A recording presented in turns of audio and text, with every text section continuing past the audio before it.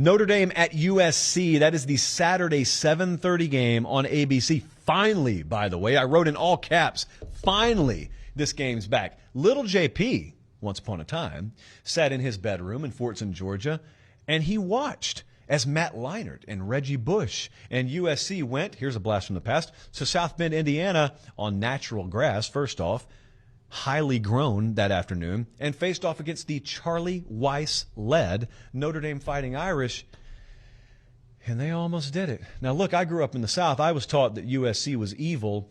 Notre Dame wasn't quite as evil, so I was quite literally taught that I was pulling for the lesser of two evils.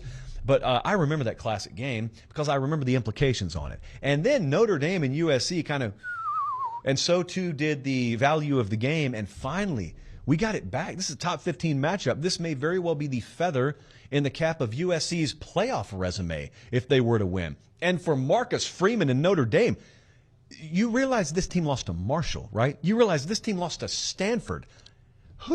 Whomst amongst us thought we'd be talking about them as a 9-win team? But yet if they win this game, and they're about a 5-some-odd point underdog right now, if they win this game, they could be just that. USC's peaking, man. I just saw him in person last week at the Rose Bowl. They lost Travis Dye, and all they did with Austin Jones was run for like 130 on UCLA. And Caleb Williams, I mean, they get down in a 14-0 hole. They got 2 red zone trips, 0 total points, and Caleb Williams basically just looked around and said, "You guys good? Okay, I'm going to go to work now." And that he did. And there was no stopping him, and there was no stopping USC. They have scored 40 in 9 of 11 games this year. That, I believe, is a school record, and they have had some offensive teams out there. But this is Lincoln Riley year 1. He's not even he's about a calendar year in right now, actually. It was this week last year. Am I worried about a letdown? As I break this game down, that was a lot of the questioning that I got. Are you worried about a letdown? No. I think there's a critical point where when some of these teams who are in the playoff hunt get over it, I don't worry so much about the letdown. I just think they got enough gas. Some teams got 10 weeks of gas, 11 weeks of gas. Once you've gotten to this point, there's like a critical breakthrough point where you're just going to play at a pretty high level every week. Doesn't mean you can't get beat, but I don't think USC gets beat 38-17. I don't think this game has any prayer of looking like the Clemson game did when Clemson played Notre Dame, just for instance. So I'm not looking at that at all. I think USC's got some downhill momentum. Now, their best shot here, and by they I mean Notre Dame. I'm going to switch gears for a second.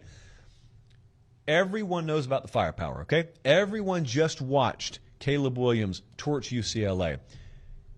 Did you also see them give up 45? Like, I'm just making sure we're giving adequate credit to Southern Cal, but let's understand this is far from a perfect team. There's no flawless team out there this year, which begs the question. I don't think I'm going to see Drew Pine do what Dorian Thompson-Robinson did. I don't think the profile of this Tommy Rees-led Notre Dame offense is one that they just bomb their way up and down the field. But they can win. You know, they beat Clemson soundly. They can win. What's their best shot? Ironically, a game we just talked about a second ago from a year ago is the case study, because they need to be 2021 Michigan against 2021 Ohio State. Those are these two teams. Notre Dame should be the biggest challenge, both offensive line and defensive line, that USC will have faced all year. They have the potential to play at that level. It's the same thing Michigan put on Ohio State last year. You go into that game wondering, how can Michigan stop all this firepower? They can push them against the wall. That's what they can do. That's how they can stop the firepower. And they can make them totally uncomfortable at the line of scrimmage, the likes of which really hardly anyone else has been able to do. That's Notre Dame's blueprint. If you watch that game and it starts off track meet style, Notre Dame's not keeping up. But if it starts off and you say, uh-oh, USC looks a little bit wobbly, what's going on? What's going on is they are losing at the point of attack. That's what's happening. And Notre Dame absolutely can do that. Now, Caleb Williams and that offense could get stuffed for 3 quarters, and if you're not hanging a big enough number on them, they can still turn it on you because they can turn that quick. But that O-line, D-line situation is something to watch. This is what makes me really uncomfortable when we're picking these kinds of games, because if I'm looking at that situation and I have a team favored, and I see Vegas has them favored, but I don't like the way they match up on the offensive and defensive lines, I ask, well, why in the world do I have them favored? And yet time and time again, I don't budge off of it. So location here, I'd love it a lot more for Notre Dame if it were in South Bend. I will admit that. Number 2, Cam Hart could probably be the most important player in this game because he may be out. That is one of these starting corners, senior starting corner for Notre Dame. Check his status because it bleeds into what my prediction on this game is. The Vegas number here, like I said, is USC minus about 5, depending on which shop you're looking at. Our model is a little bit shorter on it. Notre Dame, USC, we got USC minus 3.5. I actually disagree with the model here, though. I think downhill momentum means something with Lincoln Riley and USC. I'm actually going to take USC to win. I'm going to take them to cover. So I'm going to disagree with the model. And that has been popular with me and the model in Texas. But in this case, I'm going to chalk it up as a good season, 8-win season, depending on,